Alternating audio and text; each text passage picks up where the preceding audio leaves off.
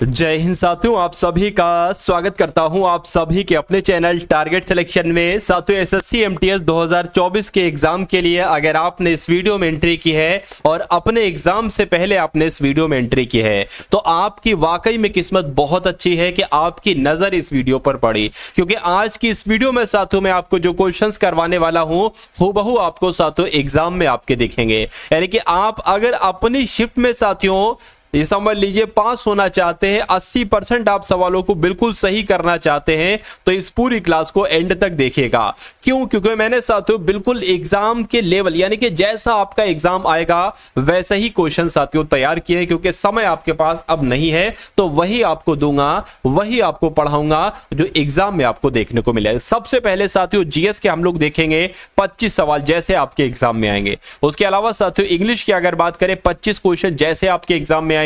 उसके बाद रीजनिंग के क्वेश्चन भी देखेंगे और मैथ के क्वेश्चंस भी देखेंगे। तो अगर बात करें, पहला सवाल है आपकी स्क्रीन पर कि साइलेंट वैली जिसको शांत घाटी कहा जाता है यह किस राज्य में है? तो यह केरल में है, जिनका आंसर यहां पर ए मैं कहूंगा बिल्कुल करेक्ट है। अगला सवाल है कि भारत का राष्ट्रीय युद्ध स्मारक ये कहां पर है? तो ये तो नई दिल्ली में। कहां पर है साथियों? नई दिल्ली में है। आगा खां कप किस खेल से संबंधित है मुझे बताइए। तो अगर बात करते हैं आगा खां कप किस खेल से संबंधित है तो हॉकी के खेल से संबंधित है। नेक्स्ट नंबर का सवाल है कि सुल्तान जौहर कप ये किस खेल से साथ जुड़ा हुआ है? यानी कि सुल्तान जौहर कप किस खेल में साथियों दिया जाता है? आपसे पूछा जा रहा है तो ये हॉकी में दिया जाता है, ये भी आप लोग ध्यान रखेंगे। अगले नंबर का सवाल है कि अंतरराष्ट्रीय ओजोन दिवस कब मनाया जाता है बताइए। तो अंतरराष्ट्रीय ओजोन दिवस कब मनाया जाता है साथियों? 16 सितंबर को ही अंतरराष्ट्रीय ओजोन दिवस मनाया जाता है। नेक्स्ट नंबर का सवाल है कि राजा बिंबिसार के दरबार में उस प्रसिद्ध चिकित्सक का नाम क्या है जो भगवान बुद्ध के निजी चिकित्सक थे? ये डायरेक्ट आपके एग्जाम में सवाल आएगा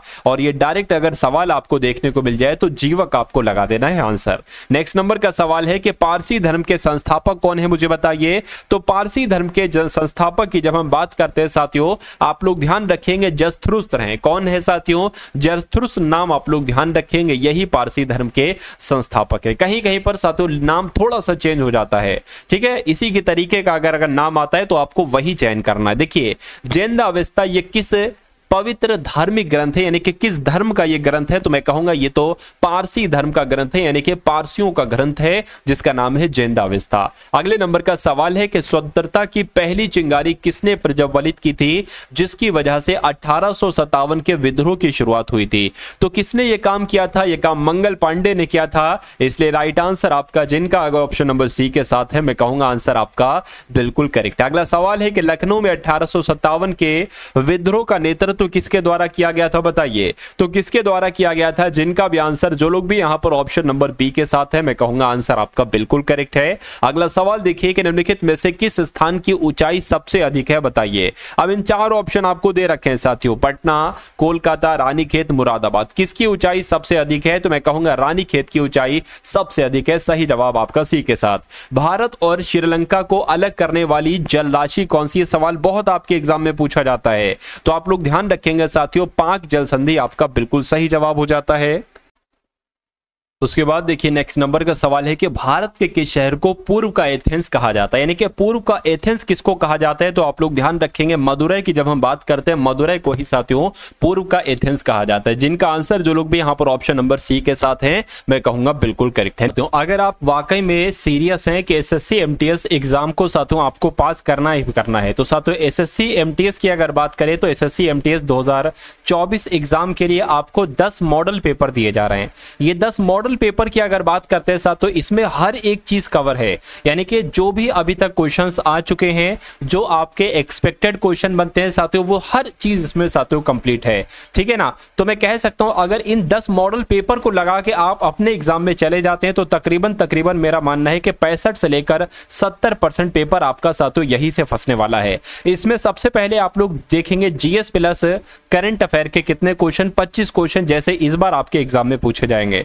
उसके बाद साथियों इसमें आप लोग देखेंगे इंग्लिश के पूरे 25 क्वेश्चन जैसे इस बार आएंगे और यहां पर साथियों रीजनिंग के क्वेश्चन होंगे और मैथ के क्वेश्चन होंगे। रीजनिंग के 20 क्वेश्चन और मैथ के कितने क्वेश्चन? 20 क्वेश्चन, तो कुल मिला के ये 90 क्वेश्चन का पूरा एक मॉडल पेपर होगा। 10 मॉडल पेपर आपके लिए हैं। तो एग्जाम से जाने से पहले साथियों इसे पूरे 10 के 10 मॉडल पेपर को आप लगा लीजिए। निम्नलिखित में से कौन सी नदी बंगाल की खाड़ी में गिरती है? तो सिंधु की बात करें, सिंधु क्या बंगाल की खाड़ी में गिरती है? नहीं साथियों, कावेरी की जब हम बात करते हैं तो कावेरी नदी आप लोग ध्यान रखेंगे कि बंगाल की खाड़ी में जाके गिरती है।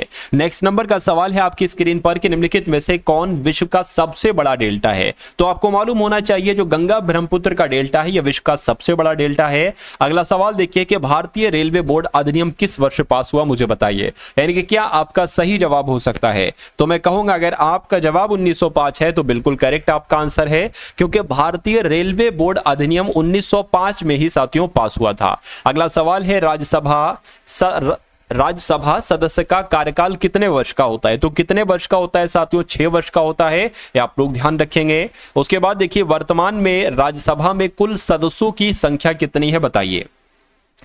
तो कितनी है साथियों? 245 आपका बिल्कुल करेक्ट आंसर हो जाता है। अब अगला सवाल देखिए कि भारतीय संविधान के लागू होने से लेकर कितने वर्ष के लिए अंग्रेजी को संघ की एक सहयोगी भाषा के रूप में स्वीकार किया गया? ये डायरेक्ट आपसे सवाल पूछा जाएगा, तो अगर ये डायरेक्ट आपसे सवाल आ जाए तो 15 वर्ष आपको बता देना है। क्या भारतीय संविधान के लागू होने से लेकर 15 वर्ष के लिए अंग्रेजी को संघ की एक सहयोगी भाषा के रूप में स्वीकार किया गया था। उसके बाद देखिए नेक्स्ट नंबर का सवाल है आपकी स्क्रीन पर कि हिंदी को भारत की राजभाषा घोषित कराने के प्रयास के लिए किस स्वतंत्रता सेनानी को याद किया जाता है? तो किसको याद किया जाता है साथियों? पुरुषोत्तम दास टंडन जी को याद किया जाता है। आप लोग ध्यान रखेंगे, आंसर आपका जाएगा ए के साथ।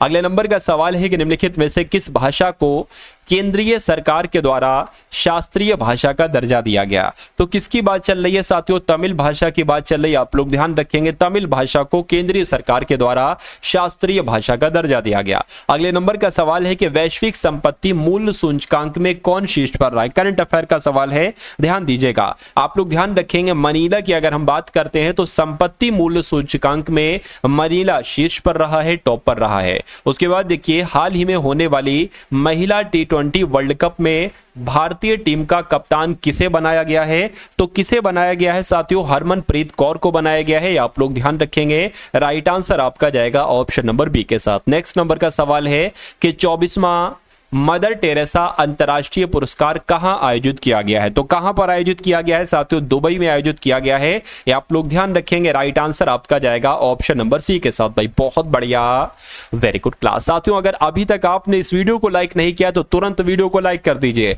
और अगर चैनल पर आप लोग नए हैं और अभी तक आपने चैनल को सब्सक्राइब नहीं किया है और आप चाहते हैं कि इस बार SSC MTS के एग्जाम में 100% सिलेक्शन लेना, देखिए एक होता है कि आप सिलेक्शन से बिल्कुल नजदीक हैं, आप 1 नंबर आधा नंबर 1/4 यानी कि आधे का आधे नंबर से रह जाएं। एक होता है साथियों 2 नंबर से, 3 नंबर से, एक होता है 5 नंबर से रह गया। लेकिन अगर आप चाहते हैं कि ये झंझट ही आपके एग्जाम से निकल जाए, ठीक है, कोई दिक्कत नहीं है, आप कट ऑफ से भैया आप कट ऑफ से 10 क्वेश्चन एक्स्ट्रा करें। मैं तो ये चाहता हूं कि कोई दिक्कत ही ना हो, 10 क्वेश्चन एक्स्ट्रा करो कट ऑफ से, और जब आप अपने एग्जाम देकर अपने घर पर आओगे तो फिर कट ऑफ आप नहीं चिल्लाओगे ना, कट ऑफ की आपको वीडियोस देखना पड़ेंगी। तो पेपर ऐसा करके आओ कि ये समझ लीजिए शपथ पत्र पे आप लिख दो उसी समय के पेपर मेरा क्लियर है। ऐसे तैयारी करके जाओ, ऐसे पढ़ के जाओ। और ये पढ़ाई कब हो सकेगी? जब आप साथियों टारगेट सिलेक्शन से जो डेली आपके SSC MTS की क्लास होती है उसको आप लेंगे, ठीक है ना, क्योंकि साथियों इसमें मैं सब कुछ कराता हूं, मैं बार बार क्लास आपको नहीं दे सकता, मैं एक ही क्लास में आपको सब कुछ पढ़ा देता हूं। तो ये डेली वाली आप लोग साथियों जरूर लिया कीजिए। और एक GS के साथियों मैं क्लास एक कराता हूं, क्योंकि इस बार GS आपकी बहुत इंपॉर्टेंट है आपके एग्जाम के लिए, सिलेक्शन के लिए, तो उसकी क्लास को भी साथियों आप लोग जरूर देखा करिए। और जो पिछली SSC MTS के लिए मैं क्लास करवा चुका हूं उनको भी आप लोग जाकर देखेंगे। खैर अभी तो हम लोग 25 क्वेश्चन देखेंगे साथियों इंग्लिश के, क्योंकि आपको भी पता है इस बार इंग्लिश आपके लिए कितनी इंपॉर्टेंट है। तो SSC MTS में इस बार कैसी इंग्लिश आएगी ये मैं आपको साथियों अब दिखाने यहां पर जा रहा हूं। देखिए अगर बात करते हैं कि भारत और किस देश के बीच यात्री नौका सेवा फिर शुरू हुई है, तो भारत और श्रीलंका के बीच हुई है। साफ साफ मैंने यहां पर देख लिया कि यात्री नौका सेवा की बात आई है, तो और अपना भारत दे रखा है, तो जाहिर सी बात है श्रीलंका ही आंसर होगा। सवाल को पढ़ने की जरूरत नहीं है साथियों, 1 नैनो सेकंड में सवाल को पहचानिए और उसका बहुत अच्छे तरीके तरीके से क्या आप साथियों आंसर बता दीजिए। अब उसके बाद देखिए नेक्स्ट नंबर का सवाल है आपकी स्क्रीन पर, select the most appropriate antonym of the given word. Antonym की जब हम बात करते हैं, एंटोनिम का मतलब होता है विलोम, यानी कि इसका उल्टा आपको बताना है, इसका विलोम आपको बताना है, यानी कि हेसिटेट का आपको उल्टा बताना है क्या होता है। सबसे पहले तो आपको ये मालूम होना चाहिए कि हेसिटेट का मतलब क्या होता है साथियों। हेसिटेट का मतलब होता है हिचकिचाना। क्या हेसिटेट का मतलब होता है हिचकिचाना। इसका अपोजिट क्या होगा, सबसे बड़ा सवाल अब यह है। देखिए यहां पर अगर बात करते हैं साथियों डिले, डिले का मतलब होता है भाई कि देरी हो गई ऐसे करके होता है ना, तो वो तो इसका विलोम नहीं होगा। वेवर की अगर बात करते हैं, वेव का मतलब होता है लहर, ठीक है ना, तो ये भी नहीं होगा। उसके अलावा अगर बात करते हैं एडवांस की, अगर साथियों बात करते हैं, एडवांस का मतलब होता है आगे बढ़ना। क्या आगे बढ़ना, आगे बढ़ाना, बिल्कुल साथियों। हिचकिचाना, अब कोई हिचकिचा रहा है लेकिन नहीं, अब कोई बेबाकी से आगे बढ़ रहा है, तो यही तो इसका एंटोनिम होगा, यही तो इसका विलोम होगा, यानी कि आपका राइट आंसर जो जाएगा वो ऑप्शन नंबर सी के साथ जाएगा। नेक्स्ट नंबर का सवाल है साथियों आपकी स्क्रीन पर, देखिए और मुझे बता दीजिए कि आपका राइट आंसर क्या होगा, कि इनकरेक्टली स्पेल्ड वर्ड आपको बताना है। इन चारों ऑप्शन की अगर बात करें, इसमें से गलत वर्ड आपको बताना है साथियों, कौन सा है बताइए। देखिए रोटेट की अगर बात करते हैं ना, रोटेट का मतलब होता है साथियों घुमाना, किसी चीज को घुमाना, यानी कि किसी चीज को रोटेट करना, ठीक है। अगर बात करते हैं साथियों, इसकी स्पेलिंग बिल्कुल सही है। रोटेन की अगर बात करते हैं, रोटेन का मतलब होता है कोई चीज जब सड़ जाती है ना, तो उसको कहते हैं भाई ये तो सड़ा हुआ है, यानी कि रोटेन है, ठीक है। रॉबरी की अगर बात करें, हाँ देखिए रॉबरी की स्पेलिंग ये नहीं होती है, रॉबरी की स्पेलिंग मैं आपको बता देता हूं साथियों, ROBBERY, यानी कि डबल बी आना चाहिए, यहां पर तो सिंगल बी है। तो कौन से वर्ड की स्पेलिंग इनकरेक्ट है, तो मैं कहूंगा ऑप्शन नंबर बी, सी वाले की, ऑप्शन नंबर सी वाले की स्पेलिंग गलत है और यही आपका राइट आंसर। बाकी राउंड की भी स्पेलिंग बिल्कुल सही है। उसके बाद देखिए नेक्स्ट नंबर का सवाल है कि select the most appropriate meaning of the given word. देखिए ईडियम की अगर बात करते हैं, ये मुहावरा है, इसका मतलब है कि आपको एक मुहावरा दे रखा है। क्या आपको एक मुहावरा दे रखा है, ये टू ब्रेक न्यू ग्राउंड, इसका मतलब आपसे यहां पर पूछा जा रहा है। तो टू ब्रेक न्यू ग्राउंड का मतलब क्या होता है, सबसे पहले अगर बात करें तो कोई नई खोज करना। जब कोई नई खोज करता है तो उसको क्या कहा जाता है, टू ब्रेक न्यू ग्राउंड। अब आपको एक ऐसा ऑप्शन में से देखकर एक ऐसा ऑप्शन बताना है जो नई खोज करने की इंग्लिश है, मुझे बताइए। टू इनोवेट मतलब इनोवेट करना, खोज करना, ये होगा, बिल्कुल लग तो यही रहा है। टू डिस्टर्ब, डिस्टर्ब थोड़ी ना होगा। टू स्टार्ट डिगिंग, डिगिंग भी नहीं होगा। To look for a new building, ये भी नहीं होगा। मैं कहूंगा साथियों टू ब्रेक न्यू ग्राउंड, यानी कि किसी नई चीज की खोज करना, जिसको हम लोग इनोवेट भी कह सकते हैं। तो जिनका आंसर ऑप्शन नंबर ए है, मैं कहूंगा बिल्कुल करेक्ट है। साथियों इंग्लिश आपकी मैं कंप्लीट कर दूंगा, यानी कि आप अगर चाहते हैं कि इंग्लिश के 25 में से 25 सवाल आप बिल्कुल ठीक करें, तो एग्जाम तक, अपने एग्जाम तक साथियों इस प्रकार की वीडियो आप लोग देखते रहेंगे। मेरा मानना है कि एसएससी एमटीएस तो सबसे छोटा आपका एग्जाम है, सबसे नीचे दर्जे का एग्जाम एसएससी में यही है, और इसको पास कराना तो ये समझ लीजिए चुटकियों का खेल है, बस थोड़ी सी मेहनत की जरूरत है। अब यहां पर अगर बात करें, देखिए वन वर्ड सब्स्टिट्यूशन, यानी कि एक पूरा सेंटेंस आपके सामने लिखा होगा, उसका आपको जवाब देना है एक वर्ड में, इसको कहते हैं वन वर्ड सब्स्टिट्यूशन।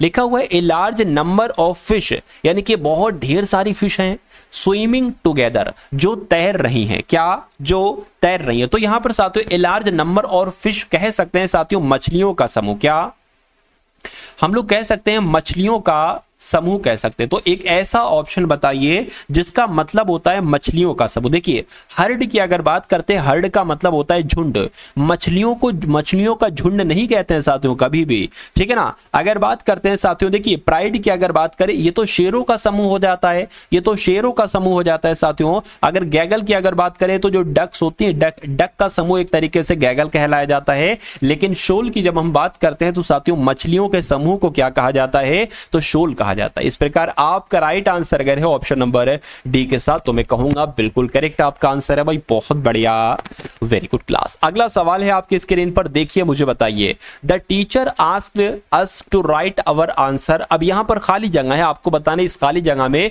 ऑप्शन में से कौन सा वर्ड आएगा साथियों, मुझे देखिए और बताइए, यानी कि क्वेश्चन को देखिए मुझे नहीं, और क्वेश्चन को देखकर आंसर आप लोग बताइए। चलिए देखिए, the teacher asked us to write our answer, यानी कि टीचर पूछ रही है हमसे राइट लिखो, अपना आंसर लिखो, हमारा आंसर लिखो। क्या साथियों यहां पर लिखा हुआ है लाफेबली। लाफेबली की अगर बात करें मजाक के तौर पर, क्या वो टीचर ये कहेगी मजाक के तौर पर अपना आंसर लिखो? नहीं, ठीक है ना। उसके बाद लिखा हुआ है साथियों लैटेंटली। लैटेंटली मतलब थोड़ा सा गुप्त रूप से, तो कि अपना आंसर लिखो गुप्त रूप से, ऐसा भी नहीं होगा, ठीक है ना। उसके बाद लिखा हुआ है साथियों लाउडेबली। लाउडेबली का मतलब होता है प्रशंसनीय, प्रशंसनीय तरीके से अपना आंसर लिखो। या साथियों यहां पर लिखा हुआ है लेजिबली। लेजिबली का मतलब होता है साथियों स्पष्ट, मतलब साफ साफ, स्पष्टता से अपना आंसर लिखो। तो मैं कहूंगा साफ साफ अपना आंसर लिखो, यानी कि स्पष्टता से अपना आंसर लिखो, ये टीचर कह रही होगी। देखिए जो कॉन्सेप्ट मैं आपको बता रहा हूं, जो कॉन्सेप्ट मैं आपको बता रहा हूं, जो क्वेश्चंस मैं आपको बता रहा हूं, आपको एग्जाम में यही क्वेश्चन देखने को मिलेंगे, यानी कि रत्ती भर का भी चेंजेस नहीं होगा, क्योंकि ये सब साथियों क्वेश्चंस जो है ना, ये सब आपके संभावित क्वेश्चंस हैं, आपकी परीक्षा में आने वाले सवाल हैं। तो इन सवालों को बहुत अच्छे तरीके से आपको देखना है। एक एक सवाल आपकी लाइफ चेंज कर सकता है, ये समझ लीजिए। एक एक सवाल की अगर बात करें ना, तो एग्जाम में क्योंकि एक एक सवाल से सिलेक्शन रुक जाता है और एक एक सवाल से सिलेक्शन हो जाता है, तो किसी भी सवाल को आपको बिल्कुल छोटे में हल्के में नहीं लेना है। अब देखिए मोस्ट एप्रोप्राइट सिनोनिम। सिनोनिम का मतलब की अगर बात करते हैं, इसका मतलब होता है सेम मीनिंग।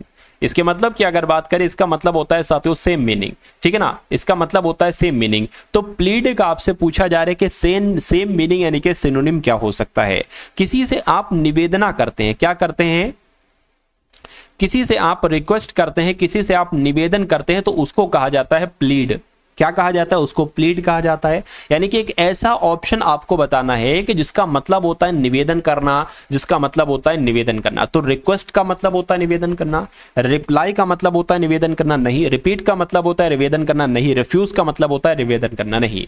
रिफ्यूज का मतलब होता है मना करना, रिपीट का मतलब होता है किसी चीज को दोहराना, और रिप्लाई का मतलब होता है जवाब देना। मैं कहूंगा प्लीड का सिनोनिम जो होगा वो रिक्वेस्ट हो जाएगा, क्योंकि प्लीड का मीनिंग भी होता है निवेदना करना और रिक्वेस्ट का मतलब भी होता है निवेदन करना। तो जिनका आंसर यहां पर ऑप्शन नंबर ए के साथ है, मैं कहूंगा बिल्कुल करेक्ट है।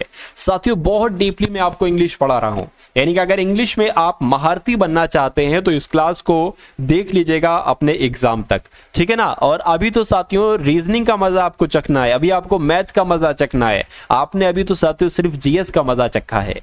एक क्लास और ऐसी एक क्लास जिसमें पूरे सिलेबस का रिवीजन होगा, पूरे सिलेबस की मैक्सिमम चीजें कवर होंगी, ठीक है ना। चलिए तो select the most appropriate antonym of the given word, यानी कि डिटेस्ट यहां पर शब्द लिखा हुआ है। क्या लिखा हुआ है? एक वर्ड डिटेस्ट की अगर बात करें साथियों, डिटेस्ट का आपसे एंटोनिम पूछा जा रहा है। सबसे पहले तो हमें यह मालूम होना चाहिए कि आखिर डिटेस्ट का मतलब क्या होता है। तो किसी से घृणा करना, किसी से नफरत करना, इसको कहा जाता है साथियों डिटेस्ट। तो इसका एंटोनिम क्या हो सकता है? किसी से प्यार करना, किसी से मोहब्बत करना, ठीक है ना, या किसी की रिस्पेक्ट करना, किसी से एक तरीके से प्यार करना, मोहब्बत करना, इज्जत करना भी हम लोग कह सकते हैं। देखिए एबोर की अगर बात करें, इसका मतलब भी यही होता है, ये तो सिनोनिम हो जाएगा, सेम मीनिंग। रिजेक्ट की अगर बात करें, किसी का मना करना, ये भी नहीं होगा। हेट मतलब नफरत करना, ये भी नहीं होगा। डिटेस्ट का मतलब होता है घृणा करना, और एडोर का मतलब क्या होता है साथियों? किसी की रिस्पेक्ट करना होता है एडोर का मतलब। तो कहीं ना कहीं ये इसका एंटोनिम होगा, और एंटोनिम होगा तो यही आपका बिल्कुल करेक्ट आंसर हो जाता है। भाई बहुत बढ़िया,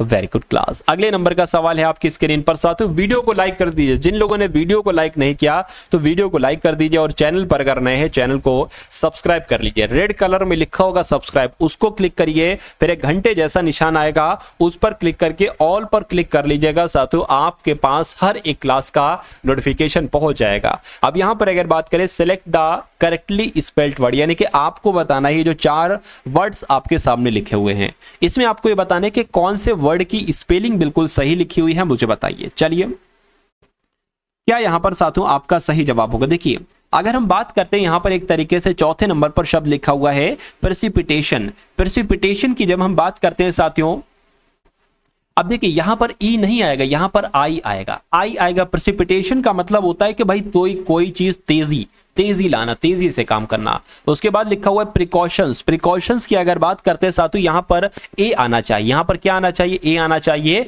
ये भी स्पेलिंग गलत है, ये भी गलत है। प्रिकॉशंस का मतलब क्या होता है? भाई सावधानियां बरतना, ठीक है ना, सावधानियां बरतना। लेबलिंग की अगर बात करते हैं, जैसे कि मान लीजिए कोई अगर छोटा है तो हम उसको भाई कह दे नाटा, अगर कोई लंबा है तो हम उसको कह दे भाई लंबू, लंबा कहाँ जा रहा है, तो ये लेबलिंग कहलाया जाता है, यानी कि इसको नामकरण कहा जाता है। क्या कहा जाता है? नामकरण कहा जाता है। तो लेबलिंग का स्पेलिंग बिल्कुल सही लिखी हुई, मैं कहूंगा साथियों सही नहीं लिखी हुई है, क्योंकि लेबलिंग की अगर बात करते हैं यहां पर ई आता है, ए नहीं आता है। लेकिन अगर बात करते हैं प्रोसीड्यूर की स्पेलिंग मुझे बिल्कुल सही लग रही है, यानी कि आपका सही जवाब जो होगा साथियों वो क्या होगा? वो ऑप्शन नंबर ए के साथ जाएगा। उसके बाद देखिए नेक्स्ट नंबर का सवाल है, इसमें क्या है साथियों? शिल्पी हैज ए कीन, क्या शिल्पी has a keen interest of learning a foreign language. चलिए कोई दिक्कत नहीं, इतनी बात आप समझ गए। अब देखिए यहां पर कुछ मिसिंग है। शिल्पी हैज, अब ये बन गया, ठीक है, इंटरेस्ट के बाद साथियों ये बन गया, और लर्निंग के बाद ये बन गया। आपको बताने की इसमें से दिक्कत आपको कहां पर लग रही है, देखिए और मुझे बताइए आपका राइट आंसर क्या होगा। चलिए देखिए यहां पर अगर बात करें, शिल्पी has a keen interest of, देखिए यहां पर ऑफ नहीं आना चाहिए था, यहां पर इन आना चाहिए था, ठीक है, क्योंकि इंटरेस्ट के बाद प्रपोजिशन इन आपका आना चाहिए था। तो मैं कहूंगा दिक्कत कहां पर है? दिक्कत आपकी इसमें है, ऑफ नहीं बल्कि इन आना चाहिए था। पूरा सेंटेंस होता कि शिल्पी has a keen interest in learning a foreign language. उसके बाद देखिए कि select the most appropriate synonym of the given word, यानी कि क्रूएल की अगर बात करते हैं साथियों, इसका आपसे सिनोनिम पूछा जा रहा है, मुझे बताइए। अरे भाई जिसमें दया नहीं होती है उसको क्रूएल कहा जाता है, तो इसका सिनोनिम्स आपसे पूछा जा रहा है। देखिए पोलाइट तो नहीं हो सकता, क्योंकि पोलाइट किसको कहा जाता है? जो बहुत अच्छे से बात करे, आराम से बात करे, जो सभ्य व्यक्ति हो, जो बहुत नरम मतलब अच्छे मिजाज से बात करे, उसको पोलाइटली कहा जाता है, ठीक है। मिल्ड की अगर बात करते, मिल्ड का मतलब होता है कोमल। उसके अलावा अगर इजी की बात करें, इजी का मतलब होता है आसान। लेकिन ब्रूटल की अगर बात करें, ब्रूटल का मतलब होता है साथियों क्रूर। तो कहीं ना कहीं ये एक दोनों आपस में सेम मीनिंग है, यानी कि सिनोनिम है। सिनोनिम है तो ये आपका क्या होगा? ये आपका बिल्कुल करेक्ट आंसर हो जाएगा। उसके बाद देखिए अगला सवाल है कि आपके सामने साथियों सवाल लिखा हुआ है कि his condition was so critical that a senior doctor, अब यहां पर आपको बताने कौन सा वर्ड आएगा? परफॉर्म द ऑपरेशन, बताइए। अब यहां पर माई सेल्फ आएगा, इट सेल्फ आएगा, योर सेल्फ आएगा, हिमसेल्फ आएगा, तो मैं कहूंगा यहां पर कौन सा वर्ड आएगा? हिमसेल्फ यहां पर आ जाएगा। उसके बाद देखिए अगला सवाल है कि select the most appropriate meaning of the given idiom, यानी कि to break into tears. To break into tears की जब हम साथियों बात करते हैं, टू ब्रेक इनटू टीयर्स, इसकी अगर बात करते हैं, इसका मतलब आपसे साथियों पूछा जा रहा है, मुझे बताइए। देखिए अचानक रोना हम लोग कह सकते हैं, ठीक है, अचानक रोना, इसका मतलब क्या हो जाएगा? टू ब्रेक इनटू टीयर्स, यानी कि अचानक कोई अगर रोने लगता है तो कहा जाता है भाई टू ब्रेक इनटू टीयर्स, ठीक है ना। अब यहां पर अगर बात करें, अब इसका मतलब क्या होगा? टू क्राई सडनली, ये मतलब होगा, ठीक है। टू फिडजेट नहीं होगा, पैनिक भी नहीं होगा, टू बी अफ्रेड ऑफ भी नहीं होगा, तो मैं कहूंगा टू क्राई सडनली यहां पर हो जाएगा, यानी कि आपका राइट आंसर जो जाएगा वो ऑप्शन नंबर ए के साथ जाएगा। उसके बाद देखिए अगला सवाल है आपकी स्क्रीन पर, देखिए और मुझे बताइए कि आपका राइट आंसर यहां पर किस ऑप्शन के साथ जाएगा। चलिए, music is helpful in improving the of students, बताइए। चलिए साथियों देखिए, अब खाली जगह में आपको बताना है साथियों कौन सा वर्ड यहां पर आ सकता है, मुझे बताइए। देखिए म्यूजिक इज हेल्पफुल, मतलब म्यूजिक मदद करता है इंप्रूव करने में स्टूडेंट्स की क्या? अट्रैक्शन स्टूडेंट्स का करने में मदद करता है, मैं कहूंगा नहीं। ट्रांसफिगरेशन भी नहीं, सॉल्यूशन भी नहीं, कंसंट्रेशन साथियों ये आपका यहां पर आ जाएगा, यानी कि music is helpful in improving the concentration of student. तो खाली जगह में साथियों ऑप्शन नंबर डी वाला आपका वर्ड आना चाहिए, ये आपका बिल्कुल करेक्ट आंसर हो जाएगा। उसके बाद देखिए अगला सवाल है आपकी स्क्रीन पर कि select the most appropriate meaning of the given word, ठीक है, given idiom. To break loose, तो अगर बात करते हैं साथियों टू ब्रेक लूज का मतलब क्या होता है? देखिए मान लीजिए कोई फंसा है, अगर वो बच निकल रहा है, क्या वो बच निकल गया? क्या वो बच निकले की अगर बात करें, मान लीजिए कोई बच निकला तो उसको कहा जाता है टू ब्रेक लूज, ठीक है ना। अब आपको बताने साथियों इसका मतलब क्या हो जाएगा? To escape, to let go, to unite नहीं साथियों, मैं कहूंगा बच निकले को भी एक तरीके से टू एस्केप कहा जाता है, यानी कि आपका right answer option number A के साथ जाएगा। उसके बाद देखिए अगला सवाल है आपकी स्क्रीन पर, दिस एंटिक्यू स्कल्पचर इज इंडीड, यानी कि आपको खाली जगह यहां पर दी गई है, आपको बताने कि यहां पर कौन सा वर्ड आ सकता है, बताइए। चलिए तो यहां पर साथियों प्राइजलेस आ जाएगा, क्या आ जाएगा? प्राइजलेस यहां पर आ जाएगा, आंसर आपका सी के साथ जाएगा। उसके बाद देखिए साथियों वन वर्ड सब्स्टिट्यूशन की अगर बात करते हैं, यहां पर वन वर्ड सब्स्टिट्यूशन की अगर बात करें, यानी कि Eskimos house, that is made of ice blocks. ठीक है ना, समझ गए ना आप क्या साथियों यहां पर लिखा हुआ है एक तरीके से। तो अगर बात करें जो एस्किमोस का हाउस होता है ना, ठीक है, that is made of ice blocks, ये आइस ब्लॉक से बना हुआ होता है, तो इसको क्या कहा जाता है, उसको क्या कहा जाता है आपसे पूछा जा रहा है। देखिए ब्रो की अगर बात करें इसका मतलब होता है बिल, तो क्या भाई यहाँ पर तो चूहो रहता है, एस्किमो थोड़े चूहे लोग रहते हैं। ठीक है, केव की अगर बात करें, केव का मतलब होता है साथियों गुफा, तो गुफा भी नहीं कहते। डेन की अगर बात करें, डेन का मतलब भी साथियों कहीं ना कहीं गुफा ही होता है साथियों, मांद होता है। मैं कहूंगा उसको इग्लू कहा जाता है, इग्लू कहा जाता है, तो आपका राइट आंसर डी के साथ जाएगा। उसके बाद देखिए अगला सवाल है कि आपको एंटोनिम बताना है साथियों क्रिस्प का। क्या क्रिस्प की अगर बात करते हैं साथियों, एंटोनिम आपसे यहां पर पूछा जा रहा है, मुझे बताइए। तो क्रिस्प कहते नहीं भाई ये तो बड़ा क्रिस्पी है, यानी कि ये तो बड़ा कुरकुरा है। क्या है क्रिस्पी, यानी कि ये तो बड़ा कुरकुरा है। तो इसका एंटोनिम क्या हो सकता है, फ्रेश हो सकता है, नहीं साथियों। ठीक है, अगर टेंडर की बात करते हैं, टेंडर का मतलब होता है कोमल, यानी कि अगर कोई कुरकुरी चीज है तो क्या उसका एंटोनिम क्या कोमल हो जाएगा। मैं कहूंगा बिल्कुल भाई, कुरकुरे का विलोम कोमल ही होगा। कहते नहीं भाई कुरकुरे जो है ना वो करारे हैं, कुरकुरे हैं, लेकिन अगर कोमल होंगे, सॉफ्ट होंगे तो उनको कोई नहीं खाएगा। ठीक है, तो टेंडर आपका ये क्या हो जाएगा, एंटोनिम हो जाएगा क्रिस्प का। उसके बाद क्योंकि साथियों रॉटन का मतलब होता है सड़ा हुआ, ठीक है, और फ्रेश का मतलब ताजा होता है, तो ये तो साथियों हो नहीं सकता आपका आंसर। उसके बाद देखिए अगला सवाल है, select the correctly spelled word, यानी कि कौन से वर्ड की स्पेलिंग आपको यहां पर बिल्कुल करेक्ट लग रही है साथियों, मुझे बताइए। चलिए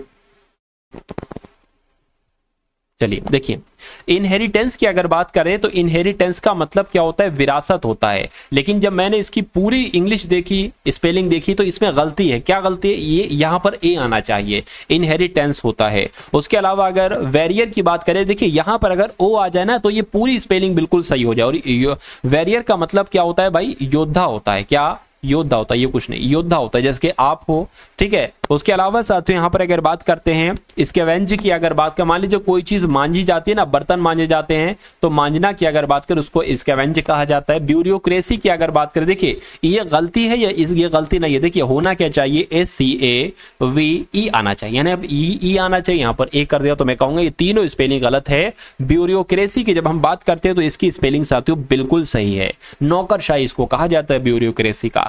चलिए नेक्स्ट नंबर का सवाल है आपकी स्क्रीन पर कि select the most appropriate meaning of the given idiom, यानी कि बिग बक्स की अगर बात करें तो बिग बक्स के बारे में साथियों मुझे बता दीजिए। चलिए देखिए, बिग बक्स का मतलब होता है साथियों बहुत सारा पैसा। क्या बहुत सारे पैसे को एक तरीके से कहा जाता है, बहुत सारा पैसा भाई उसके पास, तो बहुत सारा पैसा यानी कि बिग बक्स। तो अब आपको बताने के एक ऐसा ऑप्शन मुझे बताइए जिसको कह सकते हैं, जिसका इंग्लिश में होगा बहुत सारा पैसा। ए बिग लॉस, ये तो नुकसान हो जाएगा। ए बिग बकेट, ये भी नहीं होगा, फंक्शन भी नहीं होगा। ए लॉट ऑफ मनी, हाँ बिल्कुल ये हो जाएगा, बहुत सारा पैसा, ए लॉट ऑफ मनी, यानी कि बिग बक्स का मीनिंग क्या होगी, ए लॉट ऑफ मनी होगी। आंसर आपका जाएगा ऑप्शन नंबर डी के साथ। अब उसके बाद देखिए नेक्स्ट नंबर का सवाल है आपकी स्क्रीन पर साथियों, देखिए और मुझे बताइए कि आपका राइट आंसर क्या होगा। अब यहां पर अगर बात करें, बहुत ध्यान से देखिएगा, आपसे पूछा जा रहा है कि एंटोनिम क्या हो सकता है साथियों, ठीक है ना, रेन का। चलिए रेन की अगर बात करें, इसका मतलब होता है शासन करना। इसका मतलब क्या होता है साथियों, इसका मतलब होता है शासन करना। तो एक ऐसा ऑप्शन आपको बताना है जिसका मतलब नहीं होता है शासन करना, मुझे बताइए। देखिए गवर्न की अगर बात करें नहीं होगा, ठीक है। इन्फ्लुएंस की भी अगर बात करें नहीं होगा साथियों। एल्ड की अगर बात करें, एल्ड का मतलब क्या होता है साथियों, एल्ड का मतलब होता है कहीं ना कहीं एक तरीके से झुकना। तो अब कोई झुक रहा है, ठीक है, झुक रहा है या शासन करना है, तो कहीं ना कहीं एंटोनिम्स है एक दूसरे के। उसके बाद देखिए ही रैन टुवर्ड्स हिज मदर। अब खाली जगह में आपको बताना है कौन सा यहां पर वर्ड आ सकता है। चलिए देखिए, ही रैन टुवर्ड्स हिज मदर, ठीक है, एंड हग्ड हर। अब देखिए वो अपनी मां की तरफ दौड़ा और अपनी मां से गले लग गया। तो वो कैसे, पार्टियली, ठीक है, पार्शियली एक तरीके से दौड़ेगा, आंशिक रूप से नहीं, ठीक है ना। उसके अलावा ये भी नहीं होगा, मैं कहूंगा गैली यहां पर राइट आंसर हो जाए, क्योंकि गैली का मतलब होता है खुशी से। तो वो अपनी मां की तरफ दौड़ा खुशी से, क्या खुशी से वो दौड़ा और गले लग गया। तो मैं कहूंगा आंसर आपका जाना चाहिए ऑप्शन नंबर डी के साथ। भाई नेक्स्ट नंबर का सवाल है, देखिए 50 क्वेश्चन, हम लोग 50 क्वेश्चन तक आपके इंग्लिश के सवाल चलेंगे। उसके बाद रीजनिंग के टॉप लेवल के क्वेश्चन और मैथ के टॉप लेवल, और बहुत ज्यादा नहीं साथियों, 10 क्वेश्चन रीजनिंग के और लगभग 15 से 17 18 तकरीबन 20 20 के आसपास क्वेश्चन होंगे आपके रीजनिंग के और 8-10 क्वेश्चन होंगे आपके मैथ के, ठीक है ना। तो आप पर बहुत ज्यादा बर्डन भी मैं नहीं डालना चाहता, यानी कि एक छोटी सी वीडियो के माध्यम से, लगभग 50-55 मिनट की वीडियो के माध्यम से मैं आपको पूरा रिवीजन करवाने की कोशिश करता हूं। यानी कि जो टॉपिक आपके बने हैं, जो आपके एग्जाम में बने हैं साथियों, और जहां जहां से क्वेश्चंस इस बार आप लोग देखोगे, उन सभी टॉपिक को मैं आपको पढ़ा दूंगा। फिर कुछ बचेगा ही नहीं जो एग्जामिनर पूछे। अरे भाई एग्जामिनर क्या पूछेगा? एग्जामिनर वही जो पूछेगा जो अभी तक की किताबों में छपा हुआ है, वो मैं आपको पढ़ा दूंगा। एग्जामिनर वही तो पूछेगा जो अब तक उसने अपने कॉन्सेप्ट पूछे हैं, यानी कि जो प्रीवियस ईयर में पूछे हैं वही तो पूछेगा। दुनिया ऊपर तो क्वेश्चन बना नहीं डालेगा, ठीक है। उसका भी दिमाग है भाई, उसकी कोई मशीन तो है नहीं कि वो अजीबो गरीब क्वेश्चंस बना दे।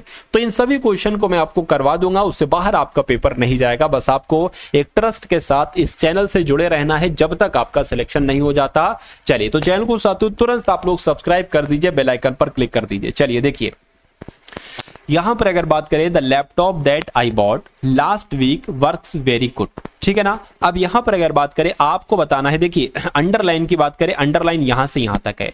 तो अब क्या, जो लैपटॉप लिया था, खरीदा था लास्ट वीक, वो काम बहुत अच्छे से कर रहे हैं, तो वेरी गुड आना चाहिए यहां पर, या टू गुड यहां पर आना चाहिए, वेरी वेल आना चाहिए, वेरी नाइस आना चाहिए। मैं कहूंगा वेरी वेल आना चाहिए, यानी कि the laptop that I bought last week works very well आना चाहिए, यानी कि सी आपका बिल्कुल करेक्ट आंसर है।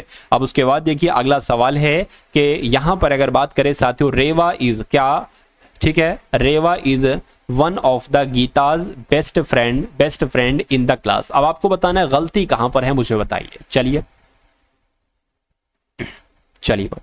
देखिए, यहां पर फ्रेंड नहीं आना चाहिए, यहां पर फ्रेंड्स आना चाहिए।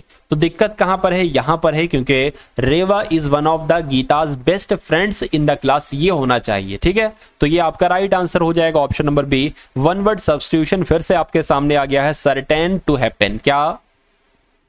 सर्टेन टू हैपन की अगर साथियों बात करते हैं तो आपको बताने के इस क्वेश्चन का राइट आंसर आपका क्या हो सकता है, बताइए। सर्टेन टू हैपन यानी कि जो एक तरीके से साथियों करना ही करना हो, जो बहुत जरूरी हो, तो उसको क्या कहा जाता है? उसको अवॉइड तो आप नहीं कर सकते, जरूरी बिल्कुल इसको कह सकते हैं कहीं ना कहीं, जो बहुत मतलब उसको करना ही हर हालत में है, ठीक है। उसके अलावा अगर बात करें साथियों, प्रेडिक्टेड मतलब भविष्यवाणी करना, ये भी नहीं कह सकते हैं। उसके अलावा अगर बात करें साथियों, इनविटेबल का मतलब होता है कंपलसरी, इनविटेबल का मतलब होता है अनिवार्य, जो आपको करना है हर हालत में। नेसेसरी मतलब होता है जरूरी एक अलग चीज होती है, अनिवार्य एक अलग चीज होती है साथियों, ठीक है। अनिवार्य मतलब हर हालत में करना है, तो मैं कहूंगा सर्टेन टू हैपन यानी कि कंपलसरी यानी कि इनविटेबल। उसके बाद देखिए अगला सवाल है आपकी स्क्रीन पर कि इंजॉयबल आपकी अगर बात करें ना, इंजॉयबल का आपको सिनोनिम बताना है साथियों, मुझे बताइए। एंजॉयबल की अगर बात करें, क्या भाई एंजॉय करना, मजे करना, मस्ती करना, तो इसका साथियों क्या सिनोनिम हो जाएगा? ब्यूटीफुल सुंदर होगा नहीं, ब्राइट चमकीला होगा साथियों, या क्लाउडी धुंधला होगा नहीं साथियों, डिलाइटफुल हो जाएगा। तो कहीं ना कहीं एंजॉयफुल का सिनोनिम आपका डिलाइटफुल हो जाएगा, तो यही आपका बिल्कुल करेक्ट आंसर हो जाता है भाई। बहुत बढ़िया, वेरी गुड क्लास।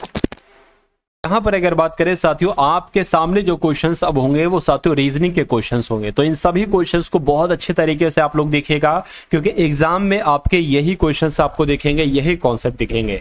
तो अगर आपके सामने ये सवाल आ जाता है तो आप इस सवाल को कैसे अटेम्प्ट करेंगे? देखिए यहां पर कहा गया है कि जैसे 149 से 68 बनाया गया है, जैसे ही यानी कि उसी प्रकार से 187 से 106 बनाया गया है, तो कहने के उसी प्रकार से साथियों 179 से कौन सा नंबर बनेगा, मुझे बताइए। इतनी सी बात आपसे पूछी जा रही है। अब आप ये बताइए कि 149 से 68 कैसे हुआ है, जरा साथियों इन दोनों का डिफरेंस करके देखिए। 149 में से अगर 68 को हम घटाते हैं तो 1 बचता है, इधर साथियों कितना आ जाएगा? 8 बच जाएगा, यानी कि 81 बचेगा, ठीक है। अगर हम इसको घटाएंगे साथियों, 187 में से 106 को अगर घटाते हैं तो 1 बचता है, 8 बचता है, यानी कि इसका डिफरेंस भी 81 आया, इसका डिफरेंस भी साथियों 81 आया। कहने का मतलब यह है कि 149 में से 81 घटाया तो 68 आया, कहने का मतलब 187 में से 81 घटाया तो 106 आया, यानी कि 179 में से साथियों 81 घटाएंगे तो ये वाला नंबर हमें मिल जाएगा। यानी कि अगर बात करते हैं 179 में से 81 घटाए तो साथियों 8 बचेगा और यहाँ पर 9 बचेगा, यानी कि यहाँ पर कौन सा नंबर आ जाएगा, 98 नंबर आ जाएगा। क्या 98 साथियों ऑप्शन में है? तो मैं कहूंगा बिल्कुल ऑप्शन में है, ऑप्शन नंबर बी वाले में है। उसके बाद देखिए अगला सवाल है आपके स्क्रीन पर, देखिए और मुझे बताइए कि आपका राइट आंसर यहाँ पर किस ऑप्शन के साथ जाएगा। तो एक ऐसा भी सवाल आपसे पूछा जाता है, इसलिए आपको बिल्कुल तैयार होकर जाना है कि जो जो कॉन्सेप्ट, जो टाइप्स आपसे एग्जाम में पूछे जाते हैं रीजनिंग के, उन सभी टाइप्स को बहुत अच्छे तरीके से आप लोग यहाँ पर देख लीजिए। चलिए साथियों देखिए, यहाँ पर कहा गया है कि आपको अंग्रेजी शब्दकोश के अनुसार बताना है। अब देखिए IMM यहाँ पर भी है, IMM यहाँ पर भी है, यहाँ पर भी है, यहाँ पर भी है, यहाँ पर भी। हम नहीं बता सकते कि सबसे पहले कौन सा होगा। हम देखेंगे सबसे पहले ए आया है, यानी कि ए सबसे पहले आता है तो एक नंबर सबसे पहले आ जाएगा। उसके बाद साथियों ए के बाद ई है, ई है, ई है, ठीक है। अब इसको देख लेंगे, ई के बाद ए है, आर है, भाई ए पहले आता है, ए है, डी है, ए पहले आता है, यानी कि साथियों ये भी हो गया, ये भी हो गया, 3 वाला आ गया। अब देखिए, अब अगर बात करें ई है, ठीक है ना, ई है तो अब जाहिर सी बात है, एक सेकंड, सॉरी, यहां पर अगर बात करें, देखिए कंपटीशन किस में था, ये तो आपका हो गया, ये तो निपट गया साथियों, इसको हटा दीजिए।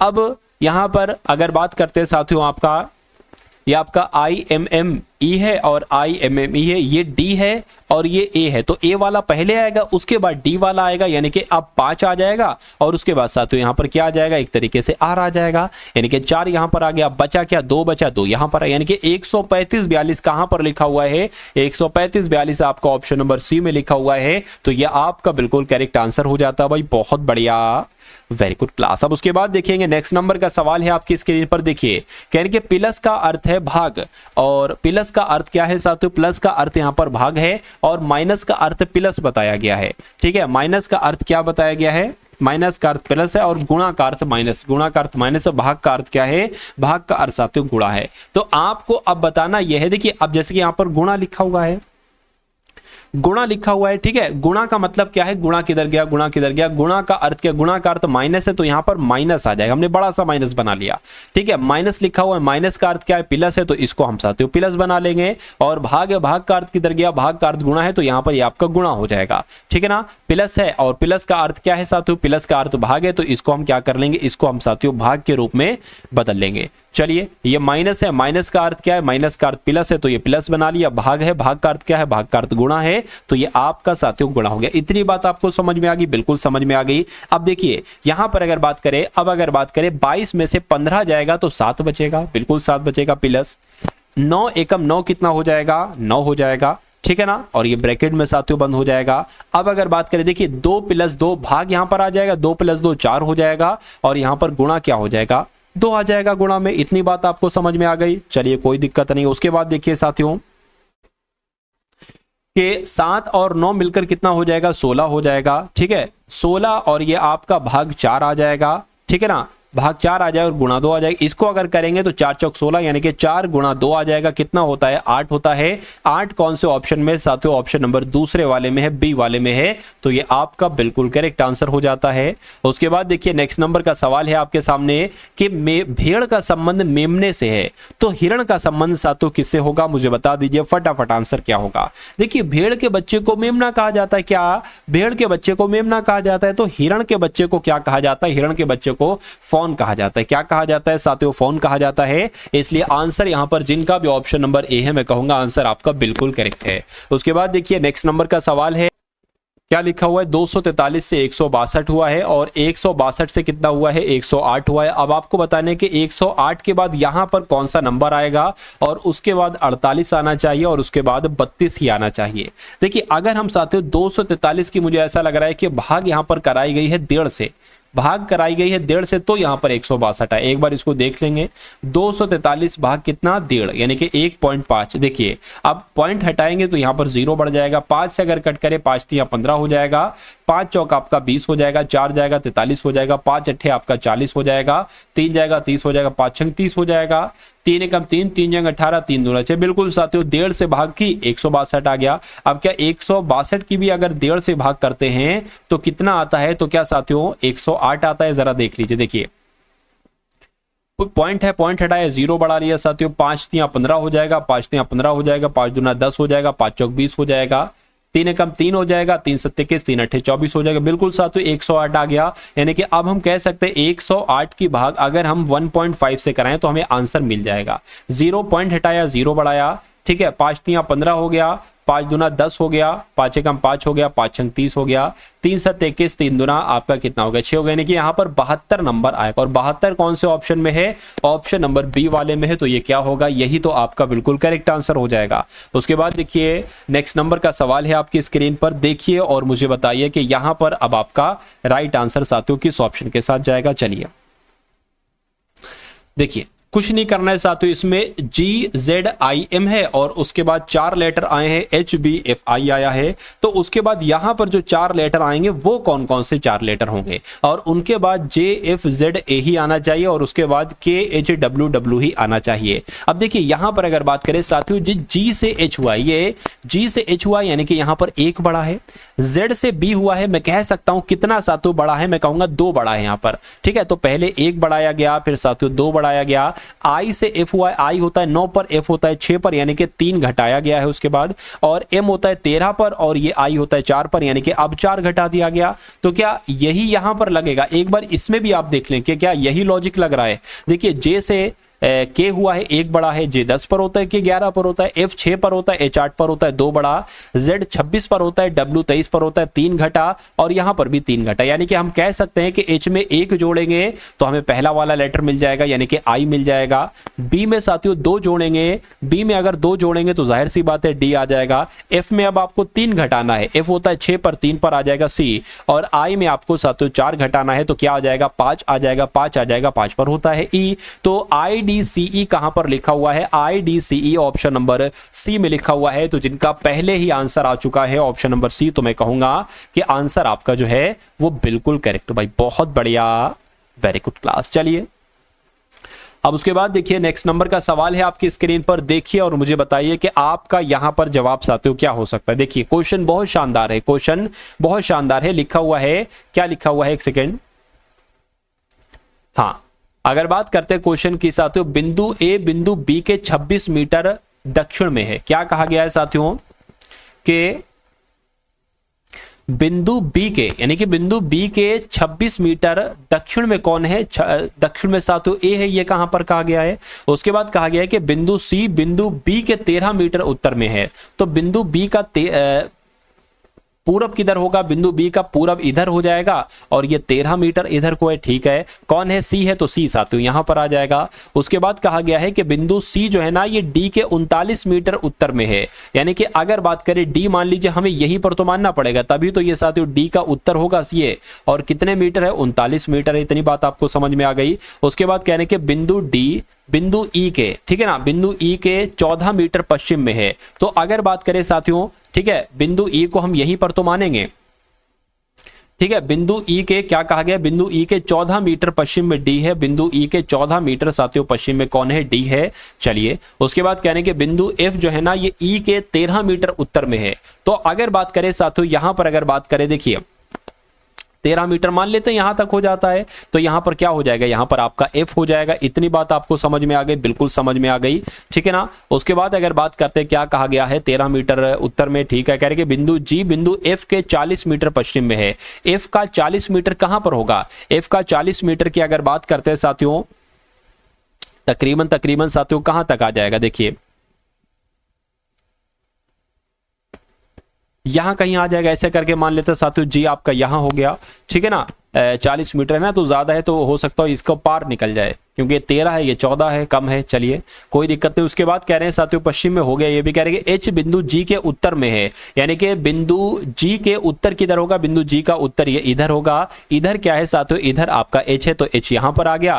कह रहे हैं कि बिंदु C के पश्चिम में भी है। अच्छा क्या कहा गया है साथियों? अच्छा, यानी कि H जो है ये G के तो उत्तर में है, लेकिन C के पश्चिम में, तो C का पश्चिम भाई यही तो होगा, ठीक है, कोई दिक्कत नहीं। H बिल्कुल सही पोजीशन पर आ गया। उसके बाद कहने के बिंदु F के संदर्भ में बिंदु H किस दिशा में है? तो बिंदु F ये है, बिंदु H ये है, ठीक है ना। बिंदु F यानी कि ये किस दिशा में है? तो ये ऊपर वाली दिशा होती है साथियों उत्तर, और ये दिशा होती है पश्चिम। तो उत्तर पश्चिम में है साथियों, तो क्या आपका आंसर उत्तर पश्चिम होगा? मैं कहूंगा हाँ। उत्तर पश्चिम कहां पर लिखा हुआ है? उत्तर पश्चिम आपका ऑप्शन नंबर ए में लिखा हुआ। उत्तर पश्चिम क्या होता है साथियों, देखिए जब ये उत्तर है, ये आपका पूर्व है, ये आपका पश्चिम है, ये आपका दक्षिण है, तो ये ऐसे में ही तो था, तो उत्तर पश्चिम ही तो हम लोग इसको कहेंगे। उसके बाद देखिए अगला सवाल है आपकी स्क्रीन पर, देखिए और मुझे बताइए कि आपका राइट आंसर यहां पर किस ऑप्शन के साथ जा सकता है, क्या आपका राइट आंसर हो सकता है। फटाफट साथियों देखिए और मुझे बताइए राइट आंसर क्या है। चलिए देखिए, एक निश्चित कूट भाषा में लिखा हुआ है BOOTS को 64 लिखा जाता है, SHOES को 69 लिखा जाता है, तो हील्स को क्या लिखा जाएगा। फटाफट साथियों एक बार कमेंट करके आप लोग यहां पर मुझे बतला देंगे। देखिए अगर हम इनको जोड़े 2 15 15 30 हो जाएगा, 17 हो जाएगा, 17 और 20 T 20 पर होता है, S 19 पर होता है, क्या 64 आ रहा है, जरा देखिए तो ये तो आपका 16 का 6 और ये आपका 4 और एक 5 हो जाएगी, ये तो 56 ही आया साथियों, ठीक है ना, 56 आया। अच्छा अगर हम साथियों इसको अपोजिट बना लेते हैं, क्या बना लेते हैं, अगर हम इसको अपोजिट बना, जिसके बी का अपोजिट क्या होता है साथियों, वाई होता है, ठीक है ना, वाई होता है, और ओ का अपोजिट क्या होता है साथियों, एल होता है, एल आ गया यहां पर।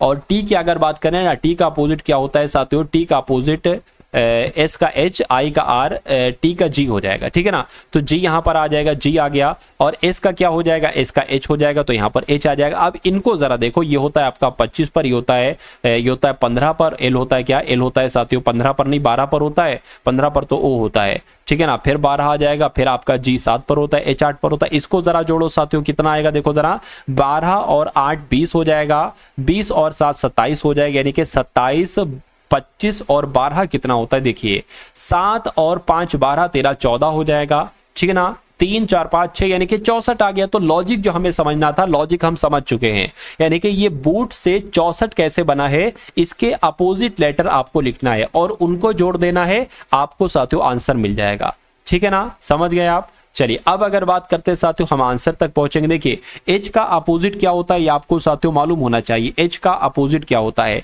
एच का अपोजिट मैंने आपको बताया, एच का अपोजिट एस, एस का अपोजिट एच, तो यहां पर एस आ जाएगा। ई का अपोजिट क्या हो जाएगा साथियों, ठीक है, देखिए LOVE, एल का अपोजिट ओ, ओ का अपोजिट एल, और वी का अपोजिट ई, ई का अपोजिट वी, तो यहां पर ई का अपोजिट क्या है, वी है, तो यहां पर वी आ जाएगा। एल का अपोजिट क्या बताया, ओ बताया, ओ आ जाएगा। एस का अपोजिट क्या बताया, एच बताया, तो यहां पर एच आ जाएगा, ठीक है। अब एस होता है 19 पर, वी होता है 22 पर, ओ 15 पर होता है, एच 8 पर होता है। इसको जोड़ लो जरा साथियों, देखिए 22 और 8 कितना हो जाएगा, 30 हो जाएगा, 30 और 19 और 22 और साथियों 15, इसको जोड़ो जरा कितना आएगा, 9 और 2 11 और ये 16 हो जाएगा आपका। 4 5 6 7 8 यानी कि 86 आ रहा है। क्या ऑप्शन में 86 है, तो मैं कहूंगा बिल्कुल 86 है ऑप्शन में, ऑप्शन नंबर डी वाले में 86 है, तो यही आपका क्या होगा, यही आपका साथियों बिल्कुल करेक्ट आंसर हो जाता है भाई। बहुत बढ़िया, very good class. Next number का सवाल है आपकी स्क्रीन पर, ये कुछ नहीं सा, तो आपको सिर्फ समझना है इसको, आपको ये समझना है कि आखिर इसमें क्या, अगर बात करते हैं पहले वाले में क्या लॉजिक लगा है और इसमें क्या लॉजिक लगा है। देखिए ये 4 से 13 हुआ है, 13 से 5 हुआ है, क्या लॉजिक लगा आखिर। उसके बाद ये 2 से 13 हुआ है और 13 से 9 हुआ है, आखिर क्या लॉजिक लगा है। तो अगर बात करें साथियों, देखिए 4 की अगर हम गुणा 2 से कराए, 4 दूना 8, और उसमें ये वाला नंबर हम जोड़ दे तो कितना हमें मिल जाएगा, 13 मिल जाएगा। उसी प्रकार 4 की गुणा 2 की गुणा हम 2 से कराए, क्या आ जाएगा, 2 की गुणा 2 ही से कराना है इसमें, 2 दूना 4, और 4 में ये संख्या जोड़ दे तो हमें ये संख्या मिल जाएगी। तो यही लॉजिक आपको बताना है। क्या यहां पर लिखा हुआ है 5 दूना 10, 10 और 9 19 होता है, यहां पर 17 लिखा हुआ है। 5 दूना 10, 10 और 9 19 होता है, यहां पर 91 लिखा हुआ है। 5 दूना 10, 10 और 9 कितना होता है, 19 71 लिखा हुआ है। 5 दूना 10, 10 और 9 19 बिल्कुल साथियों, यानी कि ये लॉजिक लगा है ऊपर वाले में, तो ये आपका क्या होगा, ये आपका साथियों बिल्कुल करेक्ट आंसर हो जाएगा। अब उसके बाद देखिए नेक्स्ट नंबर का साथियों सवाल है आपकी स्क्रीन पर, देखिए और मुझे बताइए कि आपका राइट आंसर साथियों क्या है। चलिए तो बिना ऑप्शन से साथियों हम लोग यहां पर इस क्वेश्चन को करें, क्योंकि जगह कम है, ऑप्शन दिख नहीं रहे हैं, कोई दिक्कत नहीं है। सवाल में लिखा हुआ है कि 6 मित्र एक वृत्त में बैठे हैं, वे सभी केंद्र की ओर उन्मुख हैं, यानी कि मान लेते एक ये वृत्त है और 6 लोग की जगह बना ली, 1 2 3 4 5 और आपका 6। कहने के समीर किरण का निकटस्थ पड़ोसी, यानी कि समीर और किरण बिल्कुल आजू बाजू बैठे हुए हैं। कहने के गगन प्राण और व्योम का निकटस्थ पड़ोसी है, ठीक है ना। कहने के सुमन गगन के दाएं से दूसरे स्थान पर, इसको बना लो, ये सही बनेगा। गगन मान लीजिए साथियों, गगन कहां पर है, गगन मान लीजिए साथियों यहां पर है। कहने के गगन के दाएं से दूसरे स्थान पर कौन बैठा है, सुमन बैठा है, तो यहां पर कौन बैठ जाएगा, यहां पर आपका, यहां पर सुमन बैठ गया आपका। उसके बाद क्या कहा जा रहा है, कह रहे किरण व्योम के दाएं से दूसरे स्थान पर है। किरण जो है ना व्योम के दाएं से दूसरे स्थान पर, तो अभी हम इसको नहीं बैठा सकते। उसके बाद इसको देखो जरा, कहा गया है कि गगन प्राण, गगन जो है ना ये प्राण और व्योम का निकटस्थ पड़ोसी है, यानी कि गगन बीच में है, प्राण और व्योम इसके आजू बाजू है, ये आपसे साथियों कहा गया है। ठीक है ना, गगन के दाएं, सॉरी ठीक है, गगन जो है ना यानी कि ये जो गगन है, मान लेते हैं साथियों प्राण को हम कहां पर बैठा दे, प्राण को हम यहां पर, वैसे प्राण हो सकता हो यहां पर बैठे और जो है ना वो व्योम हो सकता हो यहां पर बैठे, लेकिन मान लीजिए प्राण यहां पर बैठा दिया, व्योम यहां पर बैठा दिया, तो हमारी ये कंडीशन पूरी हो गई कि गगन जो है ना ये प्राण, गगन जो है ना ये प्राण और व्योम के निकटस्थ पड़ोसी, इतनी बात आपको कंप्लीट हो गई। उसके बाद क्या कहा गया, समीर किरण का निकटस्थ पड़ोसी, अभी नहीं हो पाएगा, ये भी हो चुका है, ये भी हो चुका है, यानी कि किरण व्योम के दाएं से दूसरे स्थान पर है। व्योम किधर गया, व्योम के दाएं से दूसरे पर ये आ जाएंगे, यानी कि किरण आपका यहां पर हो जाएगा। अब देखिए कहने के किरण का निकटस्थ पड़ोसी है समीर, तो जाहिर सी बात है समीर आपका यहां पर आ जाएगा। तो पूछा क्या जा रहा है, सुमन के दाएं से तीसरे स्थान पर कौन है,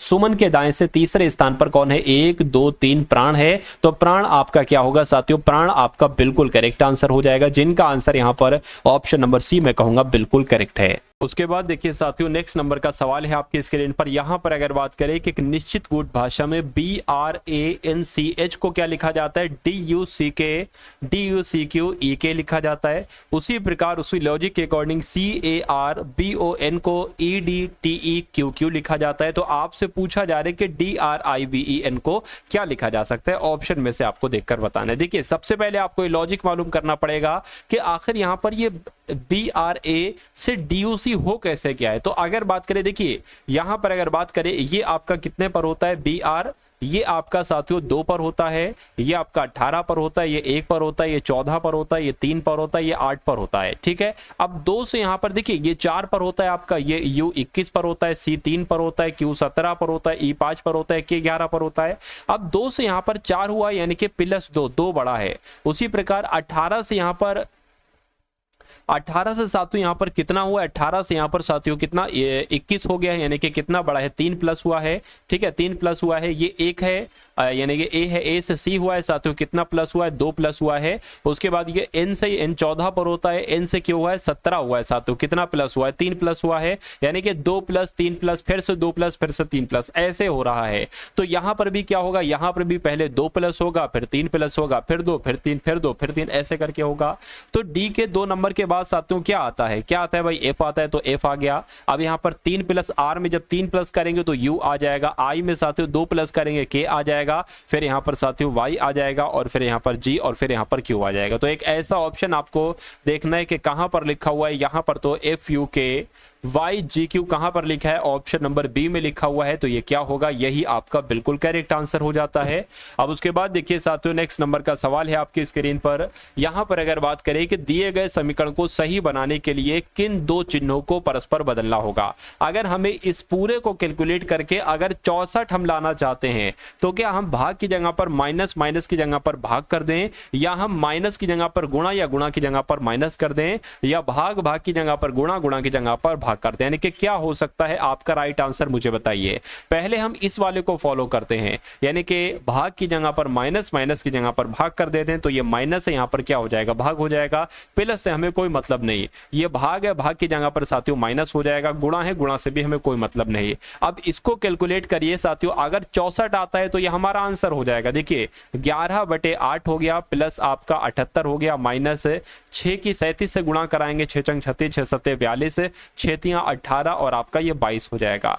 यहां पर अगर इसको कैलकुलेट करोगे और उसको इसमें से घटाओगे तो मुझे नहीं लग रहा कि यहां पर 64 आएगा, इसलिए इस ऑप्शन को रहने दीजिए, क्योंकि इससे 64 आ ही नहीं सकता। इस वाले ऑप्शन को एक बार आप लोग क्या कर लीजिए, एक बार साथियों आप लोग यहां पर ट्राई कर लीजिए। देखिए यहाँ पर क्या लिखा है, माइनस की जगह पर गुणा, गुणा की जगह पर माइनस, माइनस है तो इसको गुणा कर लो, प्लस से कोई मतलब नहीं, भाग से कोई मतलब नहीं, गुणा है, गुणा की जगह पर माइनस कर लो। अब देखिए 11 8 कितना हो जाएगा, 88 हो जाएगा, प्लस कितना हो जाएगा, 78 हो जाएगा, भाग 6 हो जाएगा और माइनस 37 हो जाएगा। ये कट रहा है, बिल्कुल कट रहा है, 6 कम 6, 6 3 18 और 88 13 कितने होते हैं साथियों, 8 3 11 हो जाएंगे, 9 और 1 10, यानी कि 101 में से 37 घटाइए, क्या 64 आता है, देख लेते हैं एक बार। 101 में से अगर 37 घटाएंगे साथियों बिल्कुल 64 आएगा, तो मैं कहूंगा 64 बचा 64, यानी कि आंसर आपका जो जाएगा वो ऑप्शन नंबर बी के साथ जाएगा। उसके बाद देखिए अगले नंबर का सवाल है आपकी स्क्रीन पर, देखिए और मुझे बताइए। आपसे यहां पर कहा जा रहा है कि इन चारों ऑप्शन में से सबसे विषम ऑप्शन कौन सा है, यानी कि 3 ऑप्शन में तो एक सा लॉजिक लगा होगा, लेकिन एक ऐसा ऑप्शन होगा जिसमें एक अलग लॉजिक लगा होगा, बताइए। अब देखिए डी सी एफ जी की बात करें तो डी 4 पर होता है, सी 3 पर होता है, एफ 6 पर होता है, जी 7 पर होता है।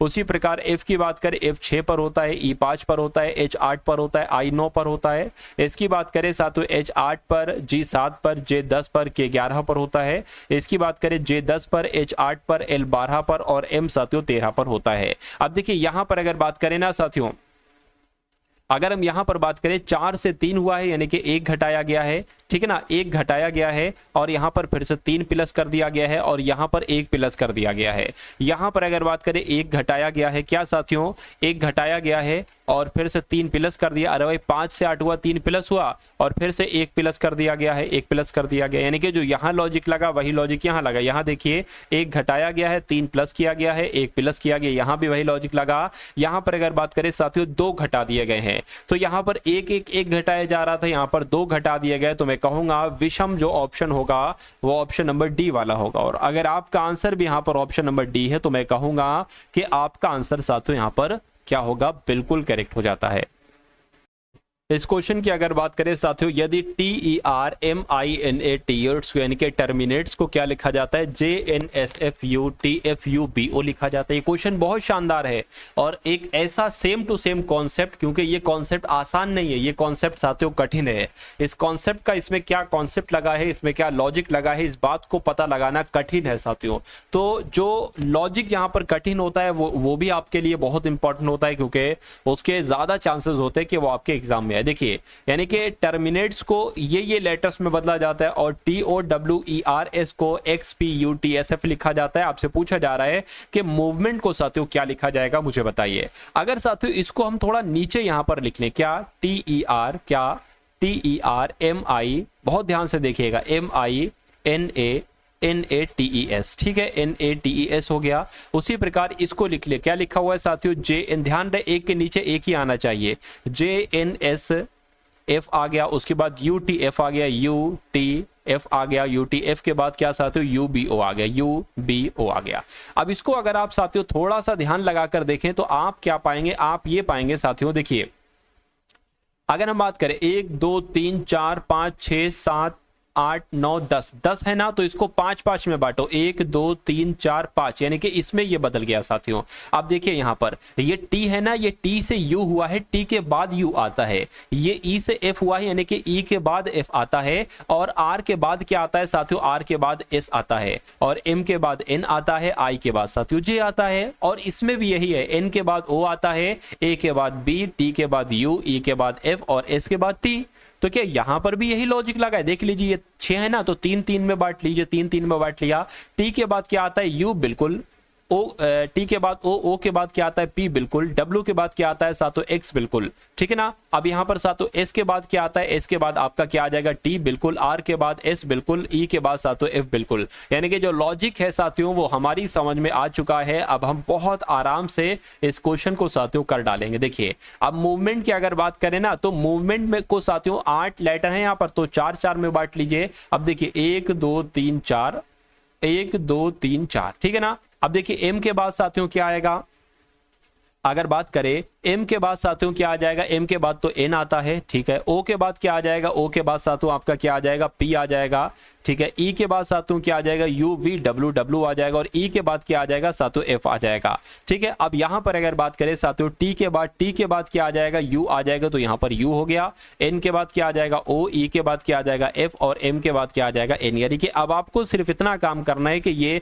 ऑप्शन कौन से ऑप्शन में है, ये बात आपको देखना है साथियों। देखिए यानी कि F W P N U O F N कहां पर लिखा हुआ है, ऑप्शन नंबर बी में लिखा हुआ है, तो ये क्या होगा, ये आपके सवाल का बिल्कुल सही जवाब हो जाएगा। चलिए भाई बहुत बढ़िया, वेरी गुड क्लास। तो अब आपके सामने साथियों कुछ क्वेश्चंस हम लोग देखेंगे मैथ के, बहुत ज्यादा नहीं, कुछ ही क्वेश्चन हम लोग देखेंगे साथियों मैथ के।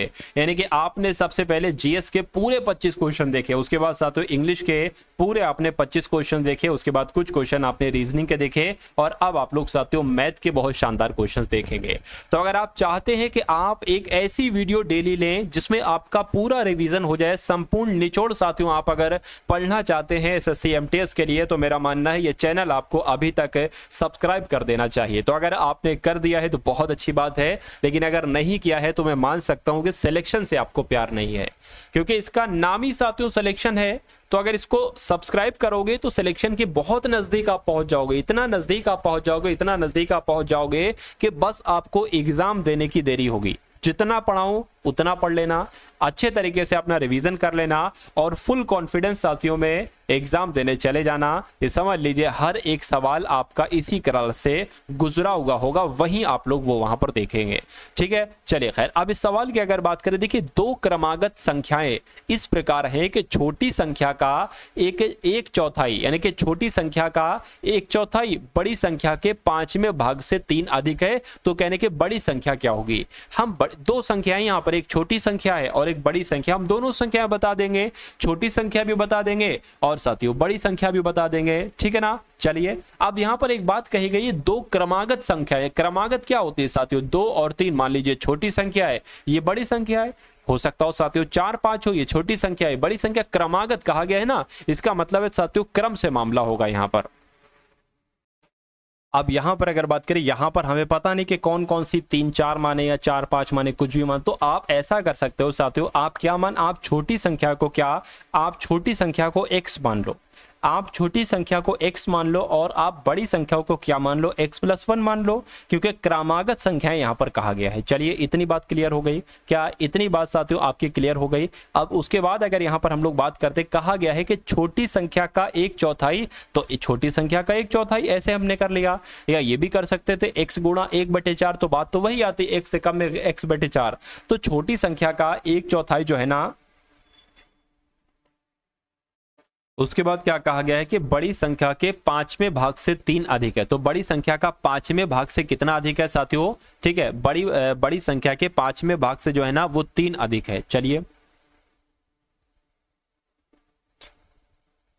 तो x+1 हो जाएगा। अब बड़ी संख्या का 5वां भाग क्या हो जाएगा, ये 5वां, ये चौथा भाग हो गया, पहले छोटी संख्या का चौथा भाग, ये साथियों बड़ी संख्या x+1 है, तो इसका 5वां भाग से कितना 3 अधिक है कहा गया है, तो 3 अधिक कर लीजिए, इतना यहां पर बन गया है। बड़ी संख्या से 5वें भाग से 3 है, कह रहे बड़ी संख्या क्या है, यानी कि x+1 की बात पूछी जा रही है। अरे भाई x का मान निकालो, इसमें से छोटी संख्या आ जाएगी आपकी। अब इसको साथियों आपको क्या करना है, कैलकुलेट करना है। देखिए x+x/4 आ गया। यहां पर अगर बात करें x+1 प्लस 5 तियां कितना हो जाएगा, 5 तियां आपका 15 हो जाएगा, बटे क्या हो जाएगा, 5 हो जाएगा। अब इसकी अगर बात करें साथियों, देखिए 5 की x से गुणा होगी तो क्या आ गया यहाँ पर 5x आ गया, और ये क्या हो जाएगा x+16 हो जाएगा। अरे भाई x+16 ही तो हो जाएगा, x+16 हो गया। अब 4 की गुणा x से करेंगे तो कितना आ जाएगा, 4x आ जाएगा। 4 की गुणा 16 से करेंगे कितना आ जाएगा साथियों, 64 आ जाएगा, ठीक है ना। इतनी बात आपको समझ में आ गई, बिल्कुल समझ में आ गई।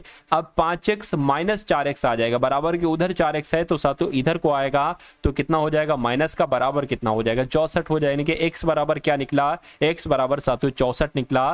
तो बड़ी छोटी संख्या तो क्या निकल गई, 64 निकल गई। बड़ी संख्या क्या निकलेगी, x+1 यानी कि 65 निकलेगी। तो 65 आपका क्या होगा, 65 आपका बिल्कुल करेक्ट आंसर हो जाता है। तो जिनका आंसर इस क्वेश्चन का 64 आ रहा है, 64 नहीं बल्कि 65 आ रहा है, तो 65 बिल्कुल करेक्ट आंसर है भाई, बहुत बढ़िया, वेरी गुड क्लास। चलिए तो उसके बाद देखिए साथियों अगले नंबर का सवाल है आपकी स्क्रीन पर, देखिए और बताइए सही जवाब क्या हो सकता है। कह रहे कि 6%, क्या 6% प्रति वर्ष की दर से 22,000 रुपए के मूलधन पर 3 वर्ष का चक्रवृद्धि ब्याज क्या होगा। चक्रवृद्धि ब्याज की अगर बात करें साथियों क्या होता है, तो a माइनस पी क्या होता है साथियों, ये चक्रवृद्धि ब्याज ही होता है।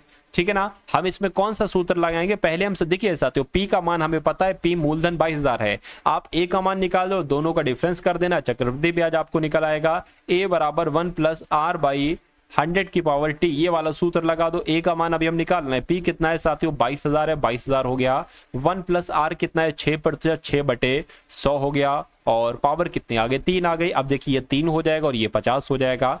यानी कि अगर बात करते हैं 22,000 गुणा 50 से कम 50 और 3 कितना हो जाएगा 53/50 गुणा 3 लगाई ना पावर, तो 3 बार लिखना पड़ेगा इसको, 53/50 और 53/50। इतनी बात आपको समझ में आ गई। इन 3 जीरो से ये 3 जीरो नीचे के कट गए, बिल्कुल कट गए। अब देखिए, अब यहां पर अगर बात करें, देखिए अब इन सब की अगर गुणा करा दें, क्या एक तो 53 गुणा 53 की अगर गुणा कराते हैं तो कितना आ जाएगा साथियों, 22 गुणा 53 की गुणा कराएंगे साथियों 1,48,877 आ जाएगा। अगर हम इसकी गुणा साथियों किससे 22 से कराएं, यानी कि गुणा 22 अगर कर दे तो साथियों यहाँ पर कितना आ जाएगा, यहाँ पर आपका कितना आ जाएगा, ठीक है 3275, क्या 3275 294 आ जाएगा। और नीचे क्या है साथियों, नीचे 5 गुणा 5 यानी कि 125 है। तो अगर हम साथियों इसकी भाग करा दे 125 से, मैं कैलकुलेटर का यूज कर रहा हूं साथियों, अगर हम इसकी कराएं तो a का मान आपको निकल आएगा, कितना निकल आएगा साथियों 26,202.35 निकल आ जाएगा।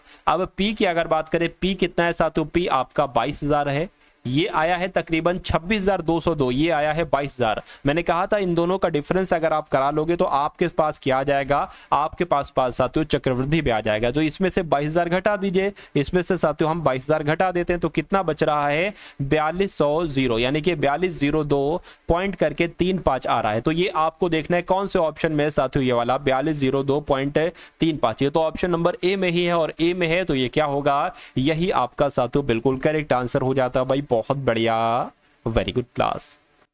उसके बाद देखिए नेक्स्ट नंबर का सवाल है कि कहने कि यदि एक घन का आयतन कितना दे रखा है, 4096 सेंटीमीटर क्यूब दे रखा है, ठीक है ना, तो घन की भुजा की लंबाई आपसे यहां पर पूछी जा रही। बहुत अच्छा सवाल है। देखिए अगर बात करते हैं ना, अगर बात करते हैं साथियों घन का आयतन का सूत्र क्या होता है, क्या घन के अगर आयतन के सूत्र की बात करें तो घन का, आप लोग ये ध्यान रखें, घन के आयतन की अगर बात करते हैं ना तो भुजा की जो लंबाई होती है ना, भुजा की जो लंबाई होती है इसका साथियों क्या होता है, इसका क्यूब होता है।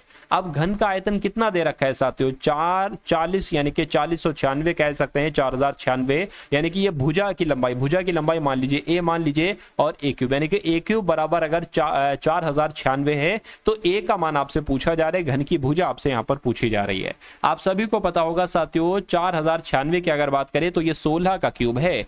क्या ये 16 का क्यूब है, क्यूब से क्यूब कैंसिल, यानी कि a बराबर कितना आ गया साथियों 16 आ गया। तो मैं कहूंगा 16 सेंटीमीटर इस सवाल का बिल्कुल सही जवाब हो जाता है। भाई बहुत बढ़िया, वेरी गुड क्लास।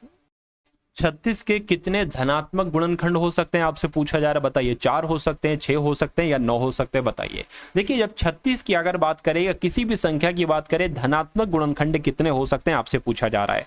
यानी कि इसको भाग कौन कौन सी संख्या कर सकता है, देखिए 1 भी इसको भाग कर सकता है, ठीक है, 2 से भी ये भाग जा सकता है पूरा, 3 से भी साथियों भाग जा सकता है, ठीक है ना, उसके बाद 4 से भी जा सकता है, 6 से भी जा सकता है, 9 चौक 36, 9 से भी 12 3 36, 12 से भी 18 दूना 36 और साथियों ये 36 से भी जा सकता है।